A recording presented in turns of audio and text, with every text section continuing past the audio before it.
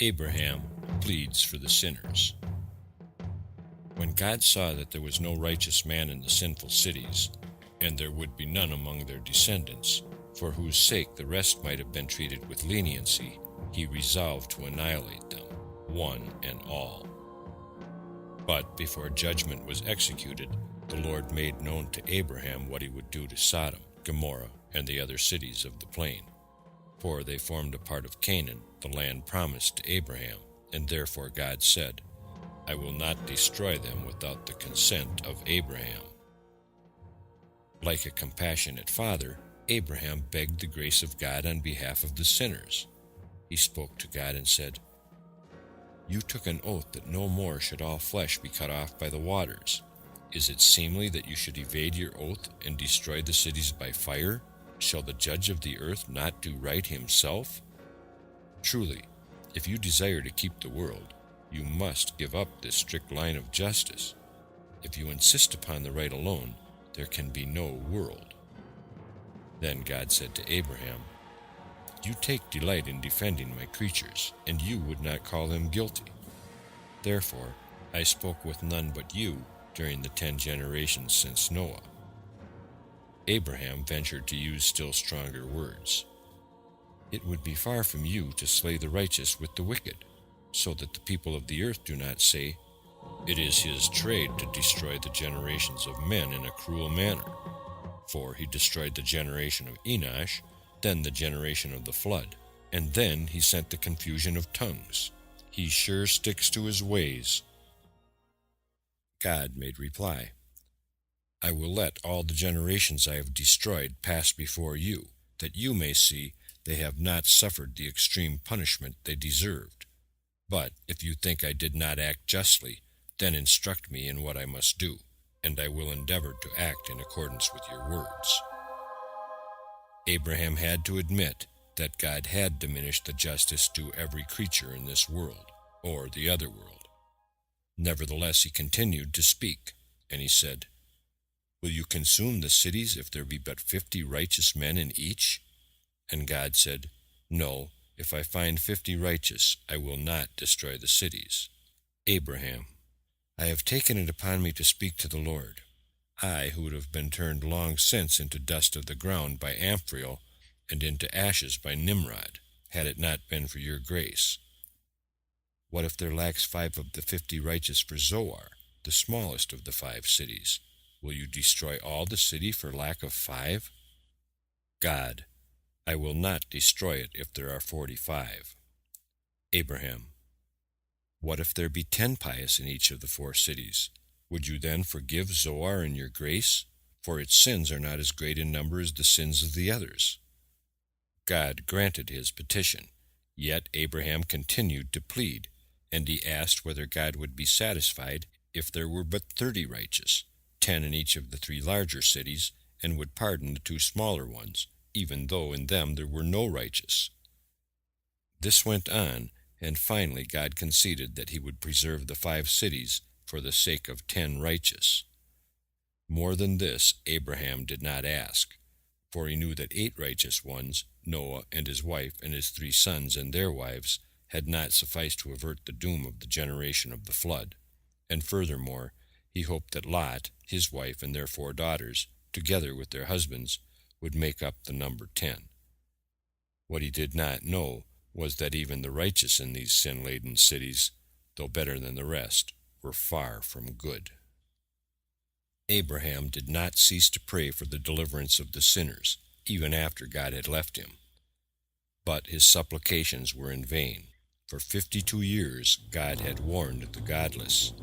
He had made mountains to quake and tremble, but they refused to hear his voice of admonition. They persisted in their sins, and their well-merited punishment overtook them.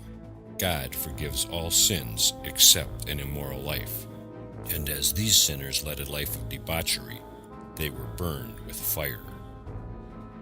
The destruction of the sinful cities.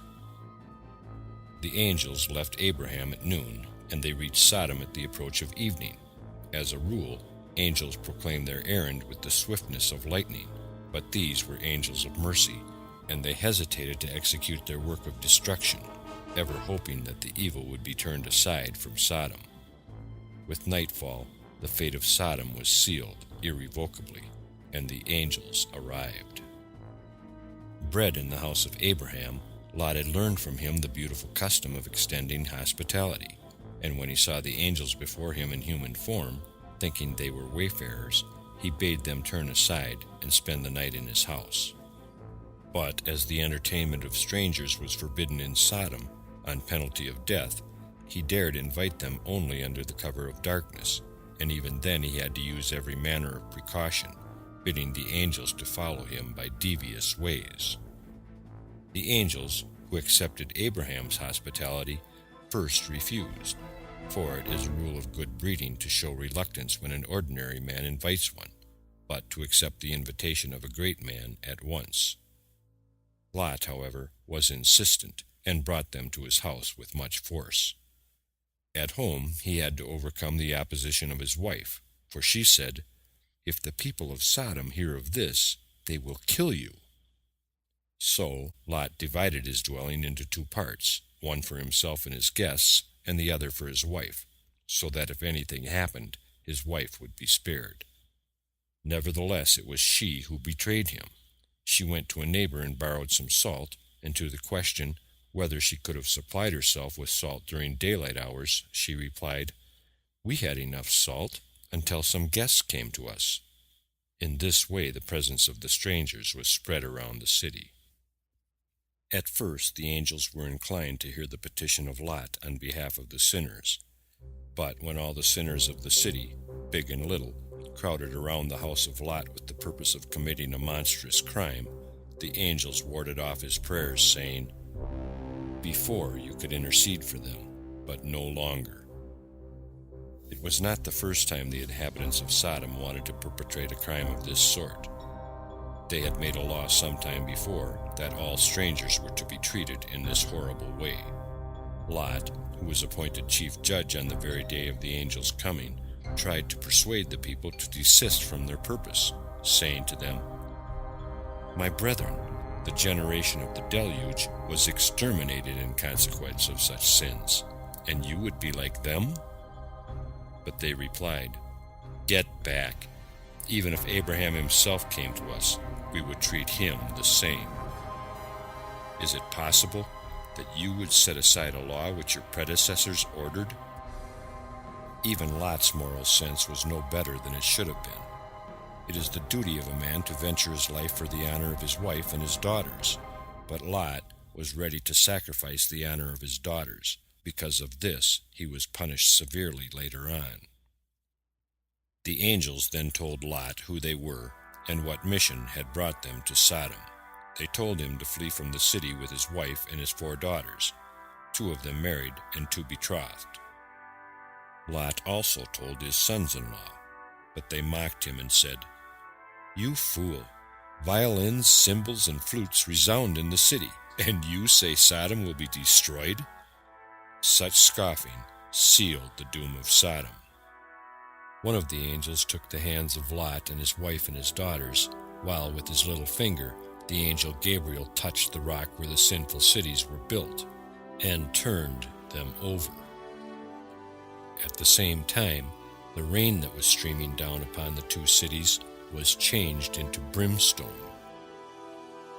When the angel had brought Lot and his family outside the city, he told them to run for their lives and not look back, lest they behold the Shekinah, which had descended to work the destruction of the cities. The wife of Lot could not control herself. Her mother love made her look back to see if her married daughters were following. She beheld the Shekinah, and she became a pillar of salt. This pillar exists to this day. The cattle lick it all day long, and in the evening it seems to have disappeared, but when morning comes, it stands there as large as before.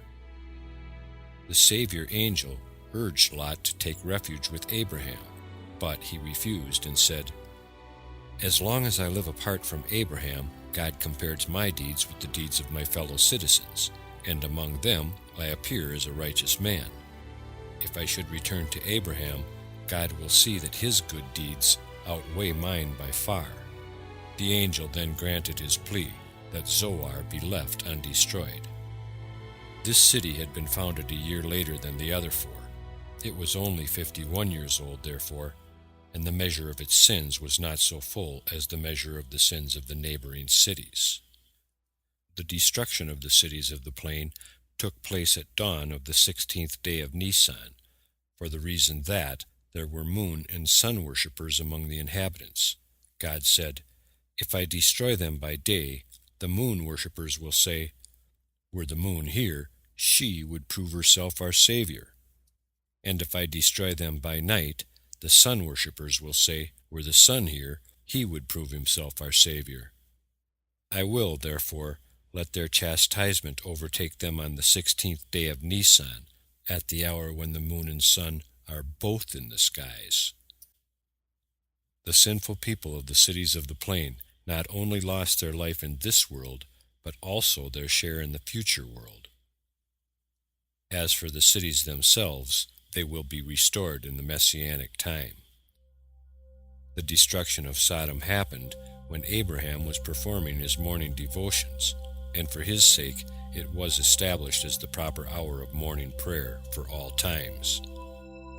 When he turned his eyes toward Sodom and beheld the rising smoke, he prayed for the deliverance of Lot, and God granted his petition, the fourth time that Lot became deeply indebted to Abraham.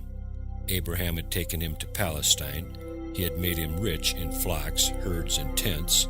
He had rescued him from the captivity of the kings, and by this prayer he saved him from the destruction of Sodom. The descendants of Lot, the Ammonites and the Moabites, instead of showing gratitude to the Israelites, the posterity of Abraham, committed 4 acts of hostility against them.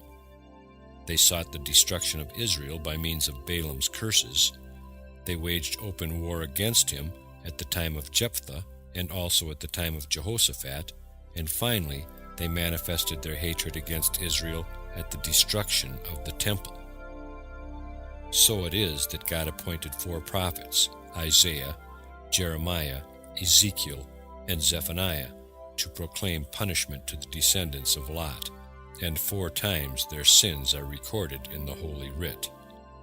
Though Lot owed his deliverance to the petition of Abraham, it was at the same time his reward for not having betrayed Abraham in Egypt, when he pretended to be the brother of Sarah.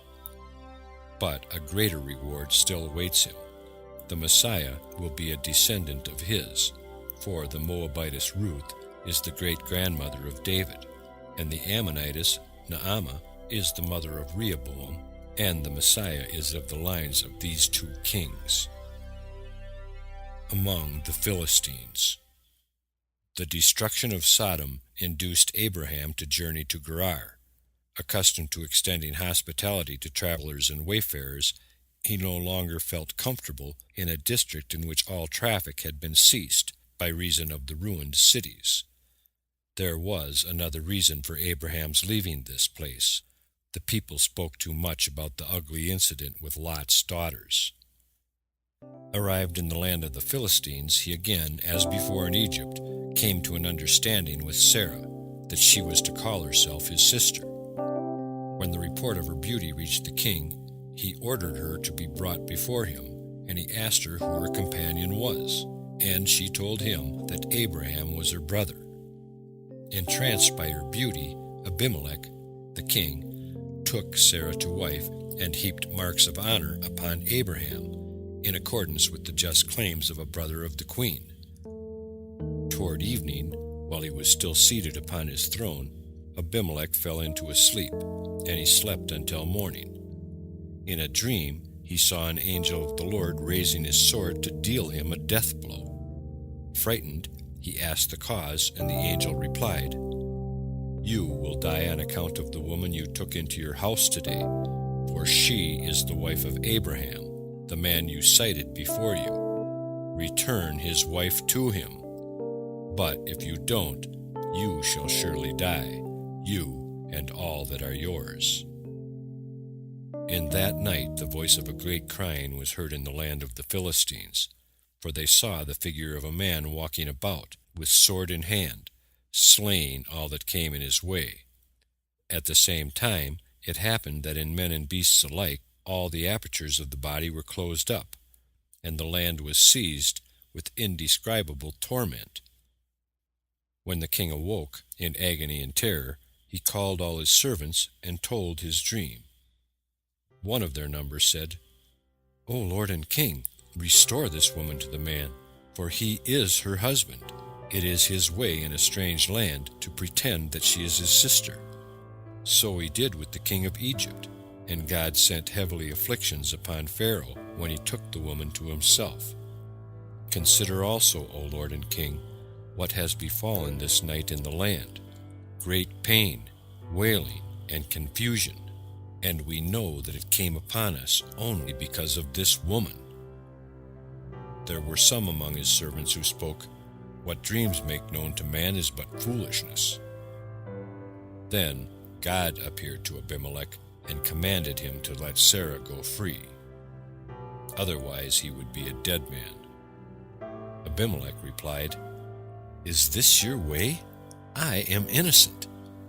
Were the generations of the flood and Babel innocent too? The man himself said to me, 'She is my sister,' and she said, 'He is my brother,' and all the people of their household said the same."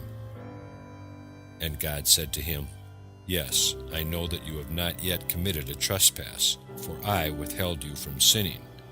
You did not know that Sarah was the man's wife. But is it becoming to question a stranger? No sooner does he set upon your territory about the woman with him, whether she be his wife or his sister? Abraham, who is a prophet, knew beforehand the danger to himself if he revealed the whole truth.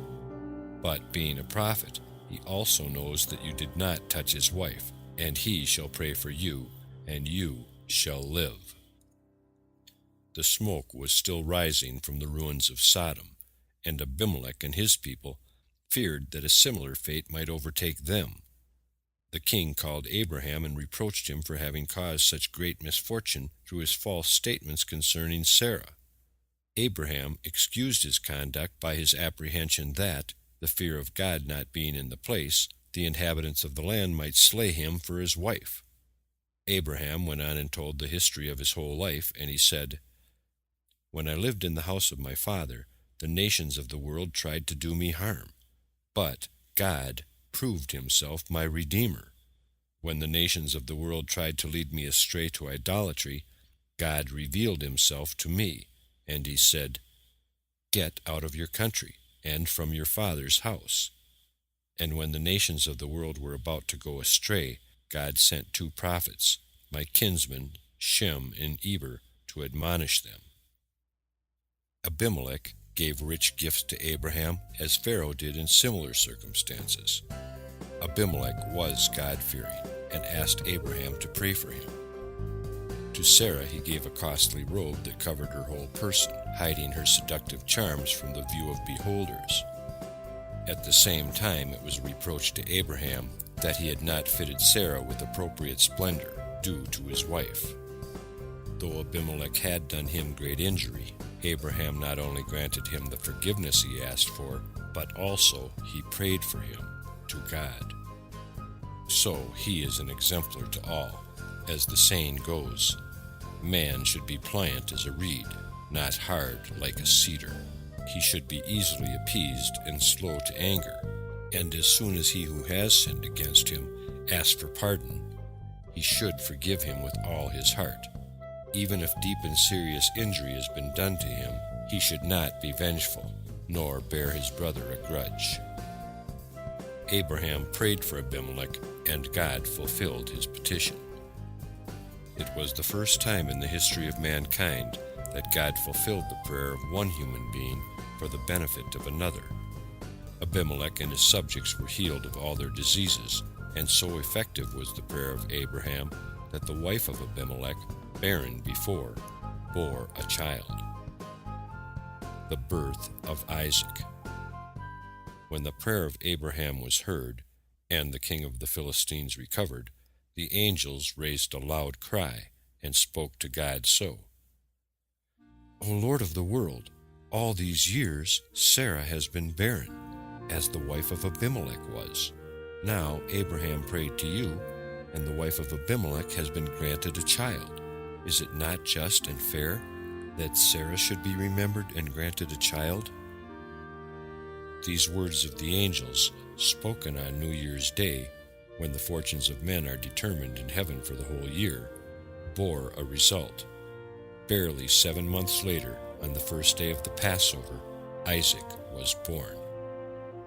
The birth of Isaac was a happy event, and not in the house of Abraham alone. The whole world rejoiced, for God remembered all barren women at the same time. They all bore children, and all the blind were made to see, all the lame made whole, and the dumb to speak, and the insane restored to reason. And still a greater miracle happened. On the day of Isaac's birth, the sun shone with such splendor as had not been seen since the fall of man, and as he will shine again only in the future world. To silence those who ask significantly, "Can one 100 years old beget a son?" God commanded the angel who was in charge over the embryos that he fashion Isaac precisely according to the likeness of Abraham, so that all-seeing Isaac might exclaim, "Surely Abraham is the father of Isaac." That Abraham and Sarah were blessed with offspring only after they had attained such great age had an important reason.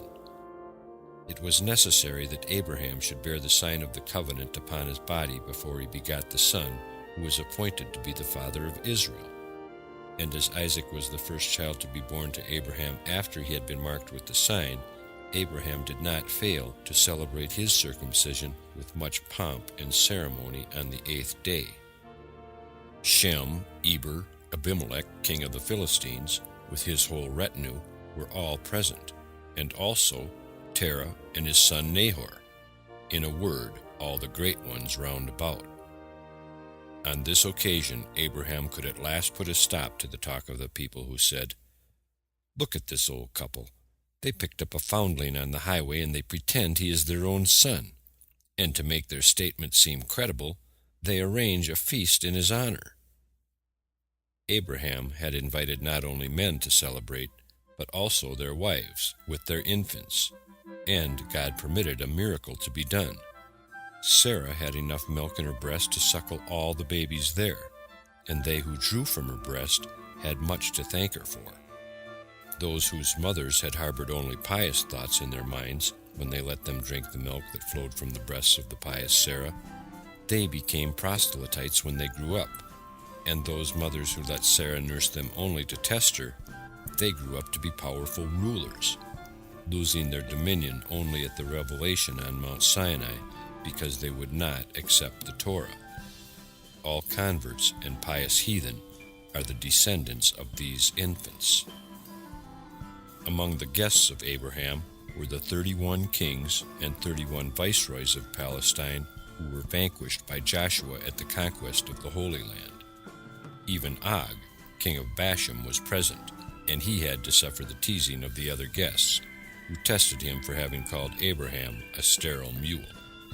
Og, on his part, pointed at the little boy with contempt and said, "Were I to lay my finger on him, he would be crushed." Then God said to Og, "You make mock of the gift given to Abraham? As you live, you shall look upon millions and myriads of his descendants, and in the end you shall fall into their hands." Ishmael cast off. When Isaac grew up, quarrels broke out between him and Ishmael on account of the rights of the firstborn. Ishmael insisted he should receive a double portion of the inheritance after the death of Abraham, and Isaac should receive only one. Ishmael, who had been accustomed from an early age to the use of bow and arrow, was in the habit of aiming his missiles in the direction of Isaac, saying at the same time that he was just joking. Sarah, however, insisted that Abraham turn over to Isaac all he owned, that no disputes might arise after his death. "For," she said, "Ishmael is not worthy of being heir with my son, nor with a man like Isaac, and certainly not with my son Isaac." Furthermore, Sarah insisted Abraham divorce Hagar and send away the woman and her son, so that there be nothing in common between them and her own son, either in this world or in the future world. Of all the trials Abraham had to undergo, none was so hard to bear as this, for it grieved him deeply to separate himself from his son. God appeared to him the following night and said, "Abraham, you know that Sarah was appointed to be your wife from her mother's womb. She is your companion and the wife of your youth. I did not name Hagar as your wife. What Sarah spoke to you was true." The next morning Abraham rose up early, gave Hagar her bill of divorcement, and sent her away with her son, first binding a rope about her loins, that all might see she was a bondswoman. The evil glance cast upon Ishmael by Sarah made him sick and feverish, so that Hagar had to carry him, grown up as he was. In his fever he quickly drank the water given them by Abraham, and it was soon gone. That she might not witness the death of her child, Hagar dragged Ishmael under the willow shrubs growing on the same spot where the angels had once made known to her that she would bear a son. In the bitterness of her heart she spoke to God and said, "Yesterday you said to me that my descendants would greatly multiply, that they shall not be numbered for the multitude, and today my son dies." Ishmael himself cried out to God, and his prayer and the merits of Abraham brought them angelic help in their need. But the angels at first protested against Ishmael before God. They said, "Will you cause a well of water to spring up for him, whose descendants will war against the children of Israel, and let them perish by thirst?" God replied, "What is Ishmael at this moment, righteous or wicked?" And when the angels called him righteous, God continued, "I treat a man according to his merits at each moment." At that moment, Ishmael was pious indeed, for he was praying to God in the following words: "O Lord of the world, if it be your will that I shall perish, then let me die in some other way, but not by thirst, for the tortures of thirst are great beyond all others." Hagar, instead of praying to God, addressed her supplications to the idols of her youth. The prayer of Ishmael was acceptable before the Lord, and he made Miriam's well spring up, the well created in the twilight of day 6 of creation. Even after this miracle, Hagar's faith was no stronger than before. She filled the bottle with water because she feared the well would go dry. Then she traveled to Egypt with her son, for, "Throw the spear into the air as you will, it will always land on its point." Hagar had come from Egypt, and to Egypt she returned, to choose a wife for her son.